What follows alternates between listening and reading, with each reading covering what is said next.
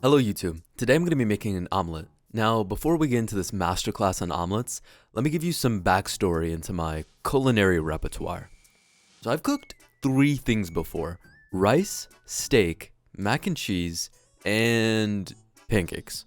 Wait, isn't that baking? Okay, 3 things. So it's safe to say I don't cook. But this year I wanted to start cooking for myself, so an omelet seemed like a good place to start. Wish me luck! Also, most of the audio will be voiceovers because I will die of embarrassment if my family hears me making a YouTube video. So first off, let's get our ingredients. To start off, we have a whole stick of butter that I'll cut into a tablespoon, 3 eggs, some salt, pepper, and cheese. Fuck, I forgot to get the cheese. Next, I'm gonna crack the 3 eggs into the bowl. Well, attempt to crack the 3 eggs into the bowl. During this, I also remember to grab a pan to, cook the omelet. And I tried to film me cracking the eggs, but doing it one-handed is not as easy as I thought. Regardless, I got the 3 eggs into the bowl successfully. Now for whisking, where I don't know if I'm doing it properly, and all I remembered is that people usually use a fork for this? After whisking a bit, I turned the stove onto low to prepare to melt the butter, then I whisked a bit more, grabbed a butter knife, and guess what I'm going to use it for? I'll give you 3 seconds. It was to cut the butter.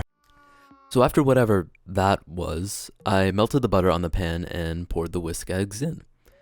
I wasn't sure when to add the salt and pepper, and I was worried about whether it would affect the structure of the omelet, but I said screw it and added in a little bit after pouring in the eggs.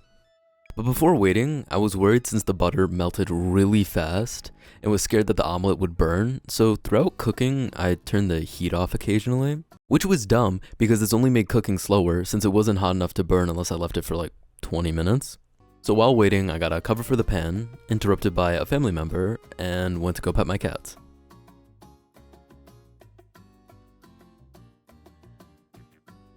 Also forgot to mention, I folded it.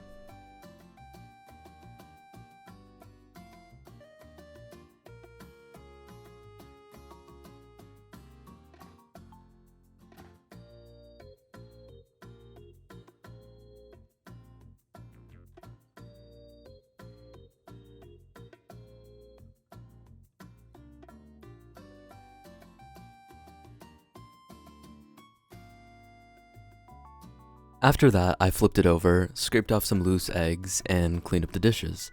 And after that, I went on an adventure. I pet my cats a bit more, got some socks so the feet freaks can't find me, and lost a bit of my sanity staring at a Sharpie.